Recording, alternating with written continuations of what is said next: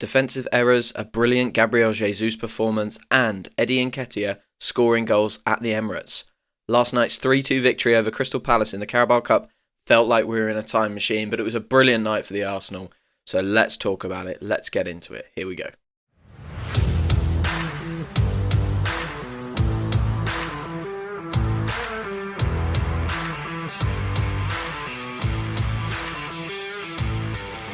Hello and welcome back to another episode of Arsenal Unfiltered, your 3 times a week dose of Arsenal coverage with me, your host Mark.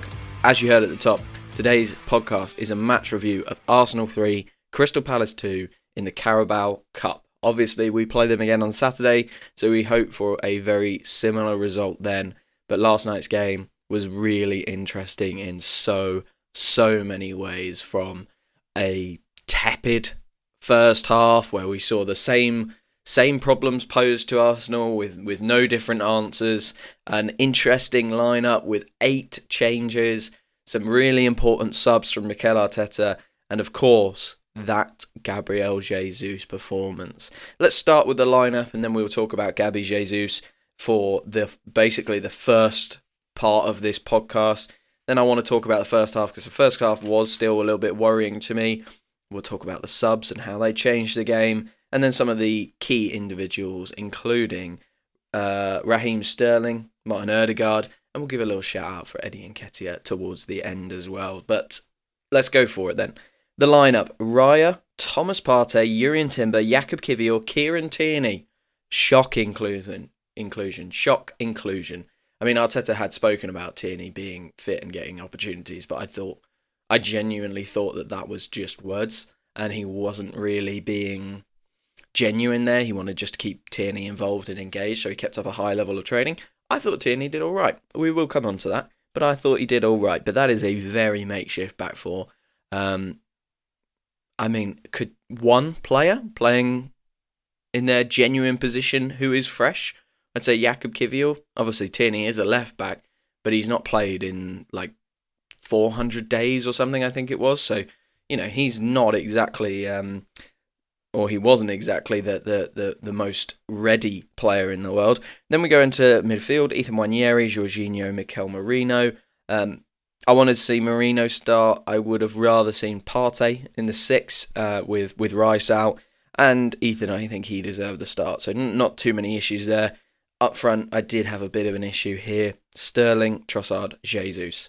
Now, I think you needed at least one of Saka, Martinelli, Havertz. Obviously, we didn't, but in the first half, we did see that front three wasn't creating much. But I mentioned him at the end there. Jesus, what a performance, and that's where we're going to start. Now, he has me entirely confused now, because in the Fulham game, I think everyone was universal. When he came on, we were shocked at how bad he was. And then the Monaco game was a real encouraging moment, but I certainly was of the opinion, like, that's great. He has shown a lot more kind of, effectiveness. He was just getting in the right spots, receiving the ball in the right places. He got an assist. So that's fantastic, but there was still chances that he missed, right? He missed a couple of big chances. Kiwior put him through. Martinelli put him through. I think he should have bagged at least one of those. He didn't, and I think it was very much, okay, that's good, but he is still Gabriel Jesus, right? He is still missing chances. He is still not an absolute killer. Then obviously he comes on against Everton. Again, I was very frustrated with him in that match, taking up some strange positions after he came on. Some really strange positions. And we needed a goal, so I wanted him to come on and be a number 9, and he was not doing that. So, you know, going into this game, I thought he would play. I didn't want him to play because I wanted us to go much stronger than we did. And I think if we'd gone stronger, we would have saved ourselves a lot of stress and a lot of pressure. But he did play.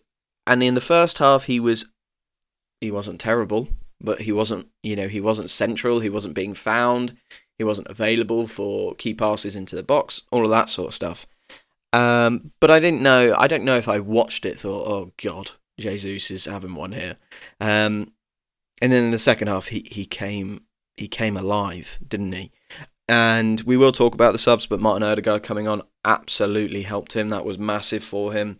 But let's talk about those goals, because I think the Gabriel Jesus we've watched over 2024, we've all had the same sort of concern and worry around, even when he can get into good spots, he can't finish. So, if he's also not contributing assists, he's not contributing in the build-up play very well, and he's taking us tactically in the wrong direction, and he can't finish, that's a disaster.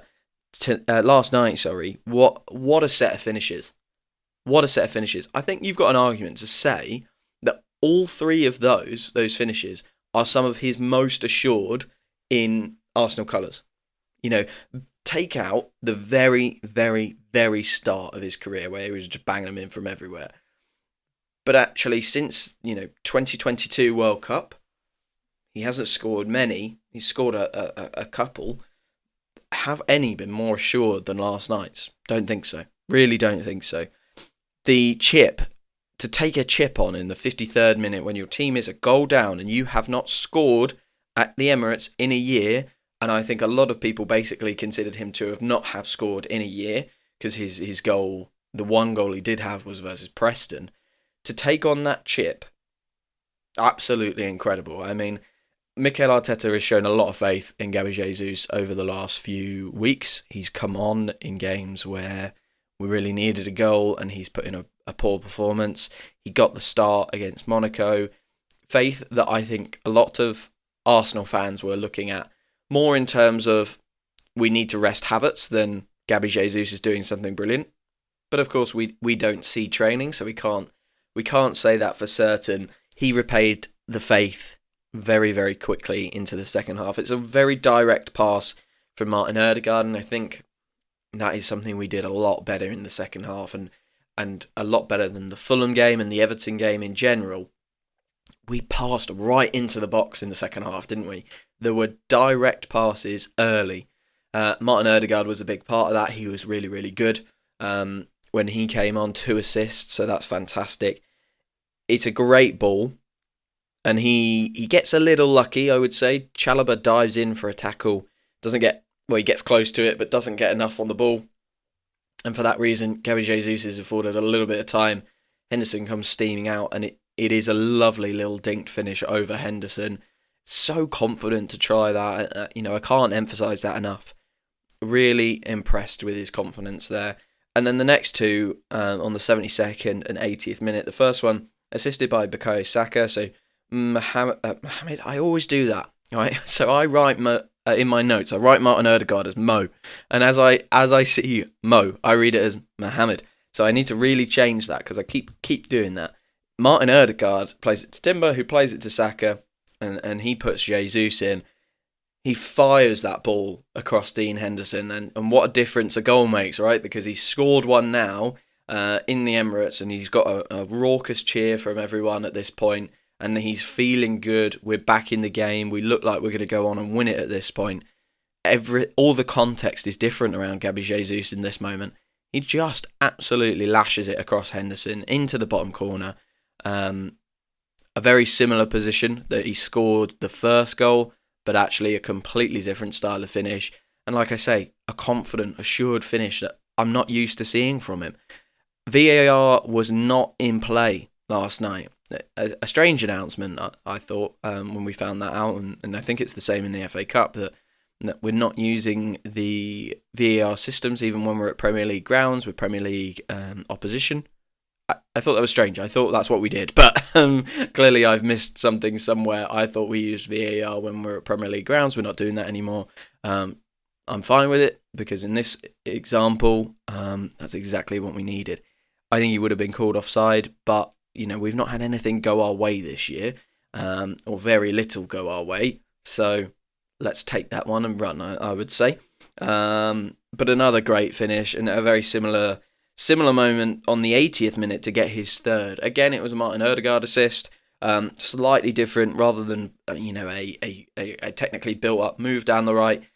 Palace were coming on to us, trying to get the equaliser. It broke to Martin Ødegaard. He takes basically 2 or 3 steps, sees that Jesus is in a fantastic position, still onside, holding his run, smashes it through to him, really. I mean, it's a fantastic pass from Ødegaard.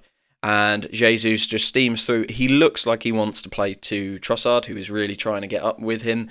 But in the end, he just was not going to be close enough. So Jesus, again, this is... That is a brilliant difference, actually, now that I think about it. That is a brilliant difference from the Jesus we saw 2 months ago, who was... He was like looking around all the time, trying to do things that were perfect, you know. He was trying really hard to score for himself and get a goal. But then also when he wasn't in the perfect position, he was trying to play the perfect pass and do everything perfectly. He saw in this moment, he got his head up, looked at Trossard and went, "You're not here in time. I'm going to bang this. This is going in."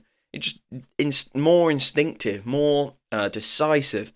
We'd seen him before hold on to the ball too long and lose it and just try and be too perfect. So I'm really happy to see him do that. And what a difference. I mean, I have used in just the past few weeks, I think I've used the words that Gabriel Jesus is unrecognisable, unusable. And I don't think that they were harsh criticisms in any way, shape or form. The Fulham game especially, I think it was definitely his worst performance in an Arsenal shirt. It's one of the worst individual performances we've seen so far this year. And look, I like the guy. I really want him to do well. And one thing I always try and think is, even when I'm criticising players, these guys are, 1, human, okay, and 2, they play for Arsenal Football Club. So whilst absolutely he's on big money, he's there for criticism in my view. I do want to see him do well. I do want to see all of them do well. And I'm so delighted for him that last night he got his redemption story almost, and the irony of scoring 1 goal against Preston all of 2024, and right before 2024 ends you bag a hat-trick in a cup game. You know, it's just incredible, and it's a proper football story. Do I think this is Gabriel Jesus back? Can he kick on? That's a question I wrote in my notes here. Can he kick on? I really don't know. What I do know is last night's performance was fantastic. I know he finished really, really well. And I really, really hope this is the start of him becoming a dangerous player for us again. And I'm going to say it right now. I think he deserves to start on Saturday against Crystal Palace. I love Kai Havertz. I think he is one of our most important players. However, Kai Havertz doesn't give you what Gabriel Jesus gave us last night.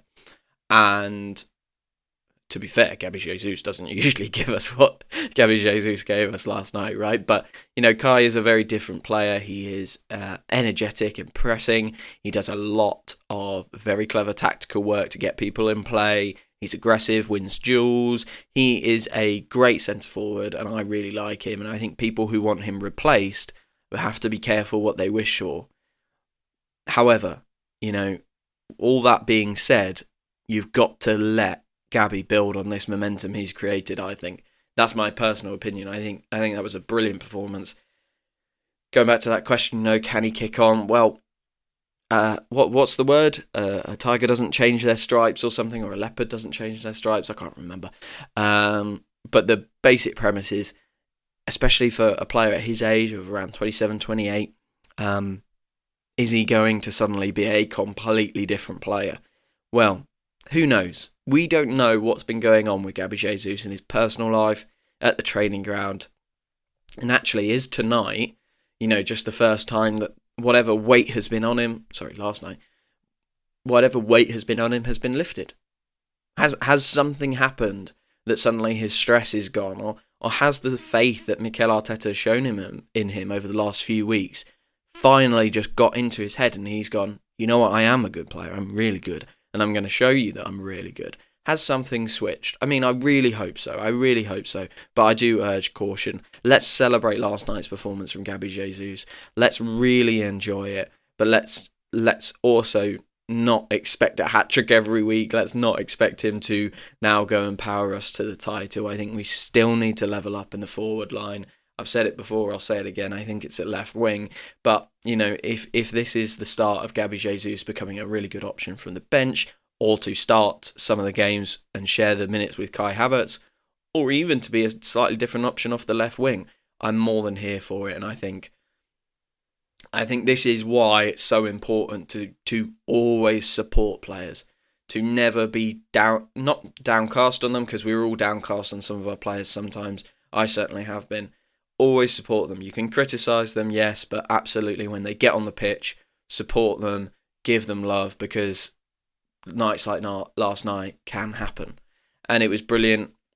I was going to come on to Martin Odegaard at the end, but I want to talk about him quickly now, because he changed the game for Gabriel Jesus, and I think that relationship was really important. When he came on, like I said, suddenly we started passing straight into the box.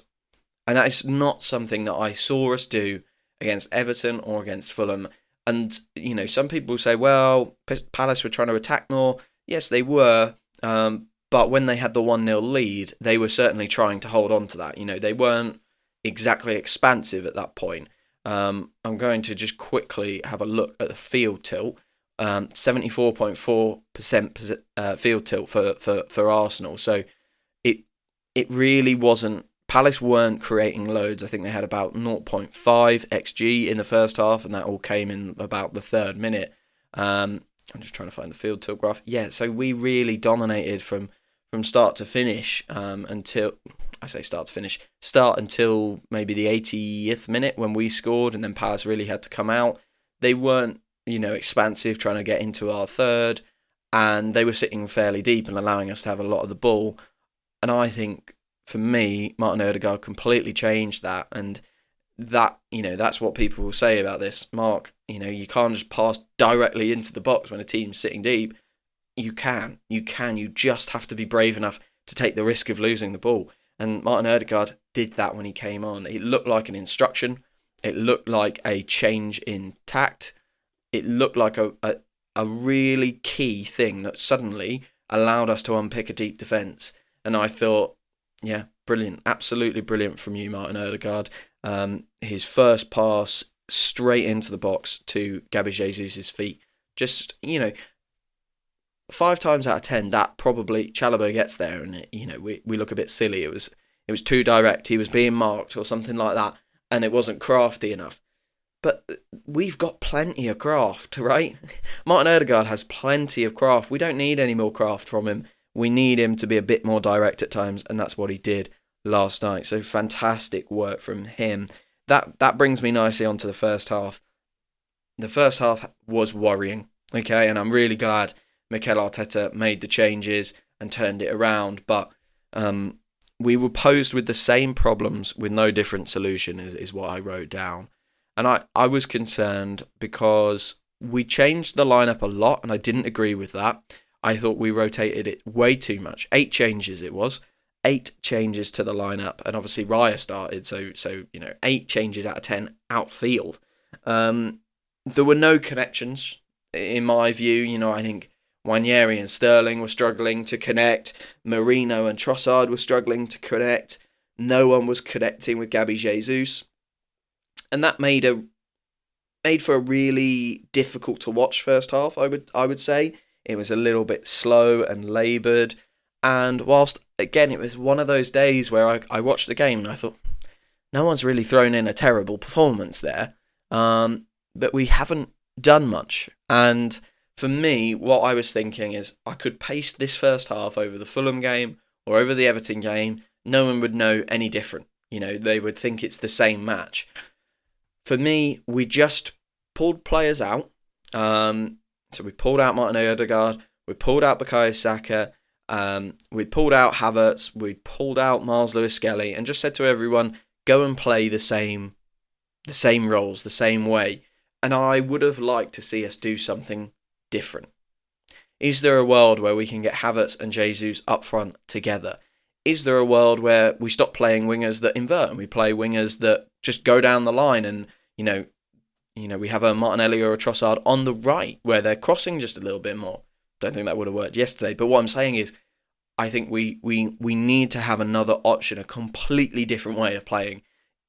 personnel really matters, right? And I do think that this is primarily a talent problem, but we have got who we've got, okay? And I can't see us adding too much in January. So we need a different way of playing, and not just, okay, we're going to play Wanyeri rather than Ødegaard and ask him to do the same job. We need a different style. When we brought in Zinchenko and we started to invert from left back, no one knew what to do with us, right? And we blitzed teams in that period. Can we do that again? Can we find another way of playing? Double pivot, I don't know. That just makes it really difficult for the other team. For me, that is a really important step that we need to take this season, because even if we get one player in January, they're not going to suddenly just fix all of our problems, right? I think we need more lethal attackers. I've said that on this show before. I think we need to level up Martinelli. We need to have a better centre-forward option in and around Kai Havertz to share the minutes with him, although Jesus' performance last night might suggest not so much anymore. But I do still believe that. We need all of those things.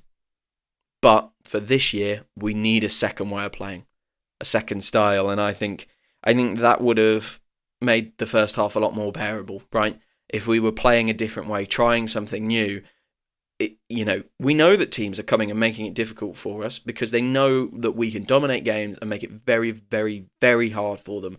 And if they came and played, they would get cut open, as Palace did at 2-1. So, I understand the approach. I understand why fans would be frustrated as well if we're not trying something different. So for me, that's what we absolutely need to start doing a little bit more of. Let's have a second way of playing.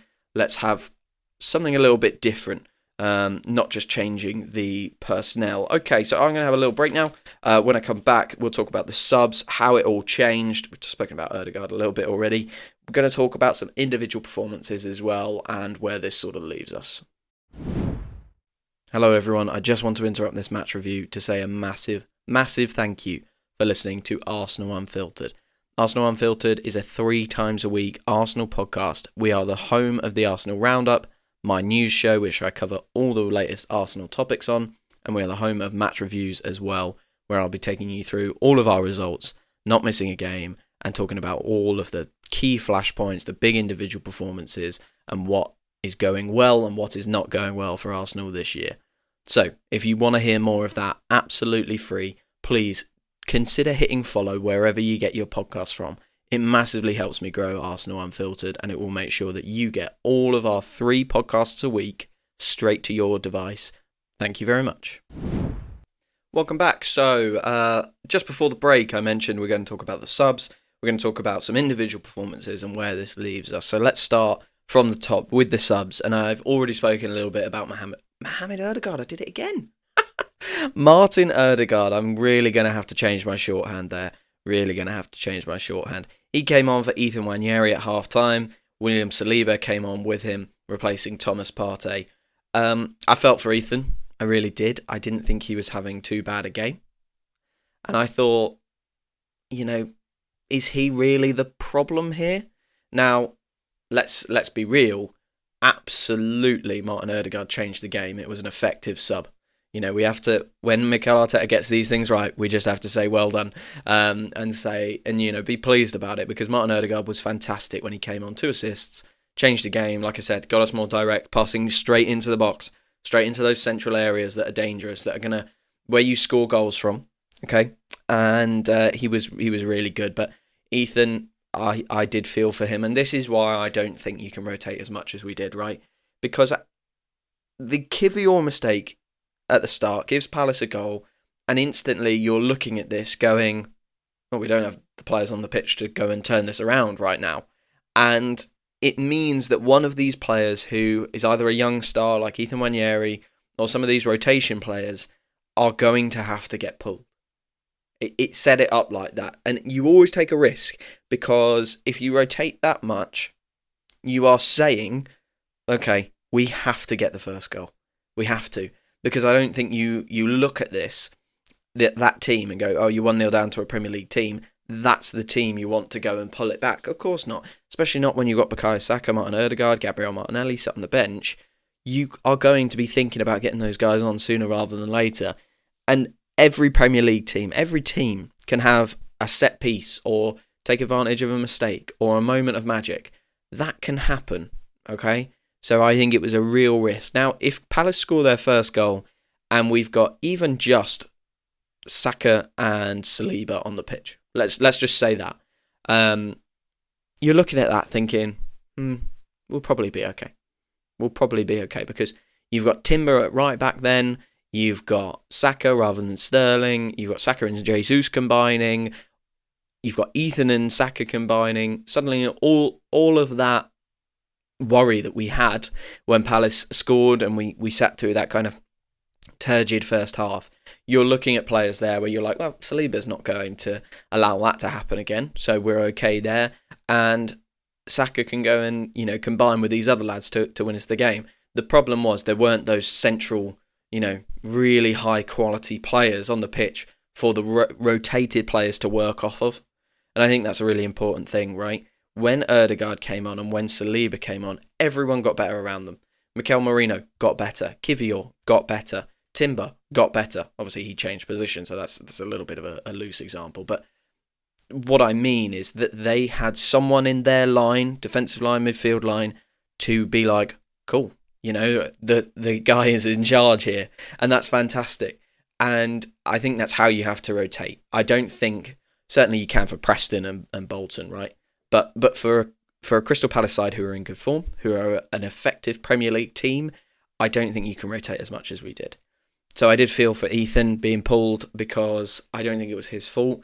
I think the selection meant that sort of we were always going to have to do that to someone. And look, Mikel Arteta absolutely got the subs right, but I don't think he got the team selection right. I think some of those lads should have been on from the start, and we should have, been in a better position when Palace scored, a better position to turn around and say, that's okay, we're going to get this back. And I think it's literally 2 or 3 players. I wanted us to go really strong because I want us to prioritise getting a cup win this year. I won't talk about that in this episode, but I want us to prioritise it. I wanted us to go really, really strong with Ethan and Miles Lewis-Skelly in there. We were far from that, but even 1 or 2 of those really high quality first team players would have made this a different story, right? Big Gabby and Gabriel Martinelli, maybe. Or Big Gabby and Bukayo Saka, Saliba and Bukayo Saka, Odegaard and Big Gabby. Any of that kind of combination, whoever's fittest, I think, makes the defence more secure, makes the midfield far more creative, and then you maybe can rotate the whole of the front 3. Maybe you can do that if you've got a better base behind them. So, I look, he got the subs right. That's what we're focusing on. Obviously, Kieran Tierney had not played in 400, 500 odd days for Arsenal, so Miles Lewis-Skelly came on for him. A really weird moment where Arteta looked absolutely furious with him. Kieran Tierney, I thought, had a good game. He'd looked solid enough on the ball, hadn't really given it away, decent enough defensively, and obviously put in that fantastic cross for Raheem Sterling early in the second half, which should have been a goal. I thought he had a good game, and Arteta looked furious with him when he wasn't going down. And as the ball went out for a throw-in by Arteta, there was almost like a little push on Arteta to be like, go down. So I thought that was a really strange moment, but nothing more was made of it. So I wonder if it was literally just Arteta being like, don't hurt yourself again sort of thing. Arteta confirmed at the end of the game, I think, that it was cramp, so no worries there. And obviously Bukayo Saka came on for Raheem Sterling in the same substitute slot.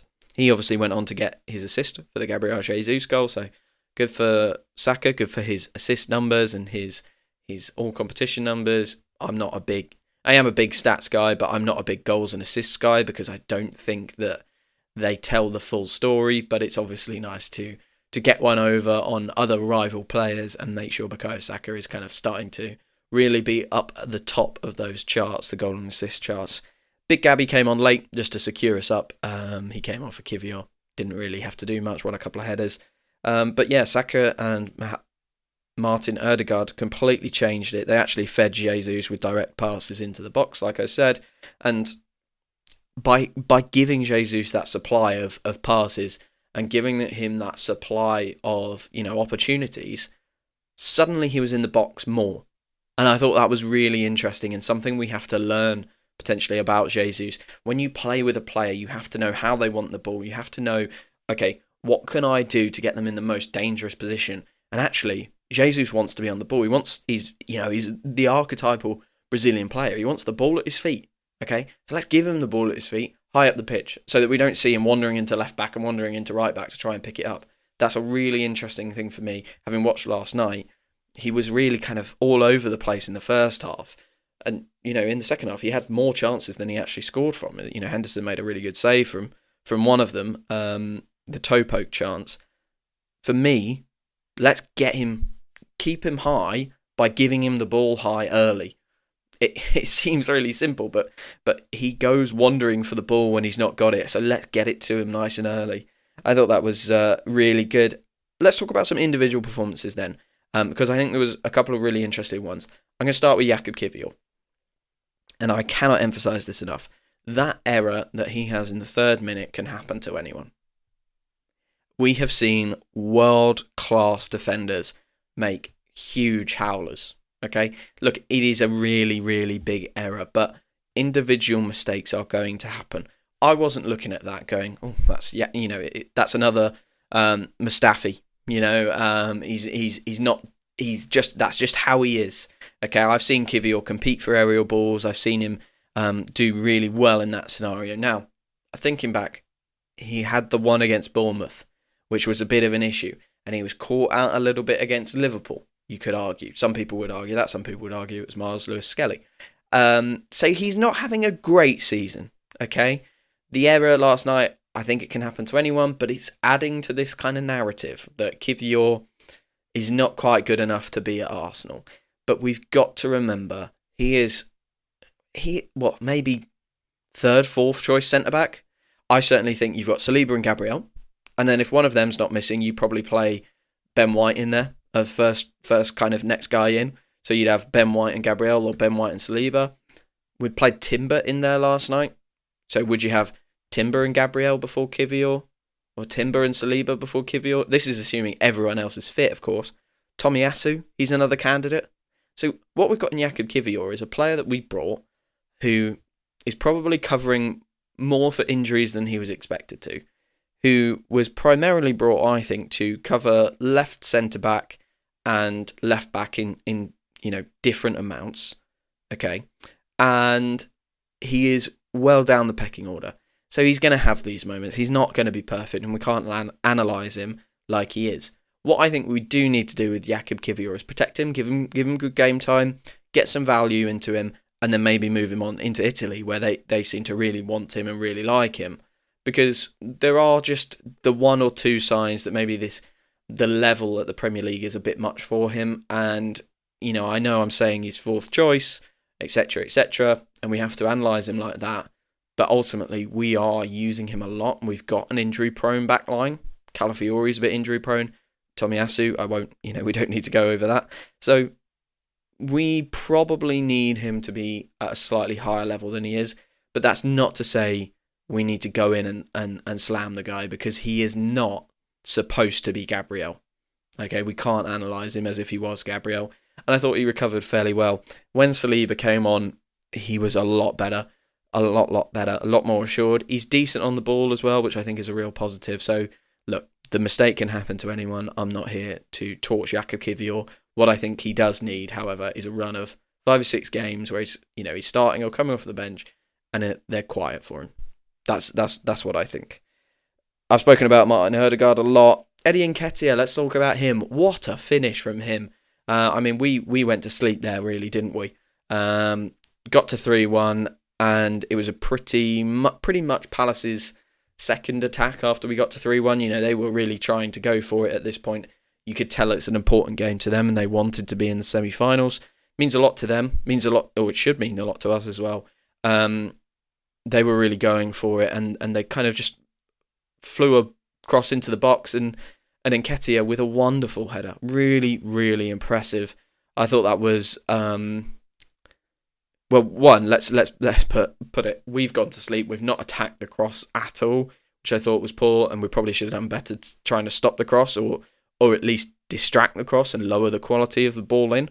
But from there, where he's headed that ball from, he's generated so much power. It's a wonderful finish, and he's not had the best of times since going to Crystal Palace. So, am I pleased for him? Well, I'm never pleased to see Arsenal concede, but if we had to concede last night, it was always going to be him. Okay, he was always going to score, and I'm pleased he's got his second goal in Crystal Palace colours. I can say that knowing that we won. I think it would be different if he'd bagged an equaliser and we'd lost. So thankfully that didn't happen. And finally, let's just talk Raheem Sterling. Okay, I didn't think he was terrible last night. Saw him tracking back a couple of times, which was a positive change, and he obviously as well pressed at the left back position. I think it was Tyrick Mitchell. He pressed him really, really well at one point, along with Ethan Nwaneri. They won the ball back and gave Trossard an early chance, which he does horribly with, by the way. But it was really encouraging to see Sterling doing some of that bit of the game, which clearly he hadn't been asked to do at Chelsea, and he didn't have the sharpness or the kind of used to. He wasn't used to it. So he's had to get up to that. It was encouraging, right? He also had the free kick. So that was a really encouraging moment, actually, where the players trusted him to hit the free kick. I thought, for my life, I thought Trossard was hitting that. But they gave it to Sterling. He did a good job.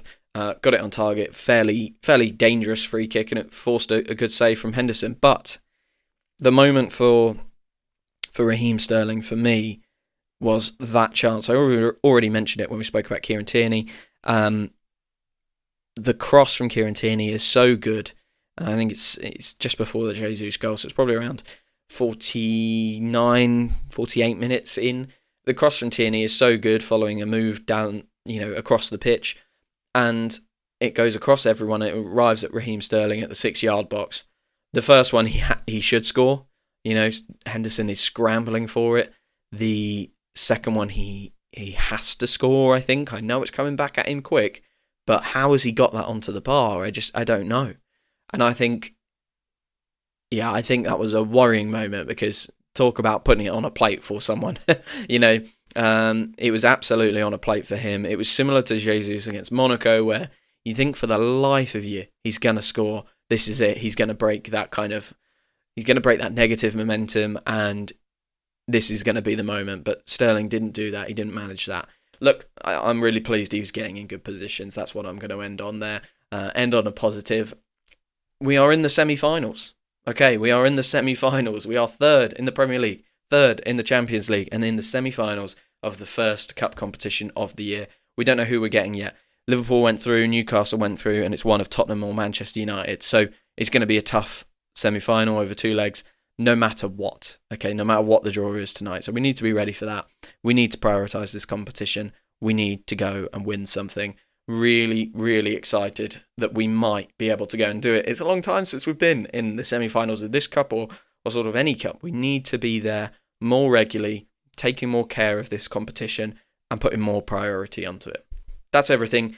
Obviously, a brilliant day yesterday, and brilliant for Gabriel Jesus. I remain cautious, okay, but I also am now hopeful, which I wasn't after watching him against Everton. So, we play Palace again on Saturday. I will be covering that on Arsenal Unfiltered, as usual. Let's hope for maybe an even better result. Let's hope for not conceding 2 goals. 3-0. That would be lovely. I think we'll see Jesus start, but then I think a lot of the other players will come back in. Saka will play. I think Ødegaard will play from the start. We'll be back to full strength. Palace are obviously going to be tired from this game because they played their first choice 11. So it'll be interesting to see how that pans out. But, we needed that. We needed 3 goals from open play. We needed a good win and a positive story about Arsenal to see us through, right? So, yeah, that's it. I'm going to leave it there. We're in a good position again now, having had that cup win. And all that's left to say is thank you very much for following. Thank you very much for listening, and I'll speak to you very, very soon.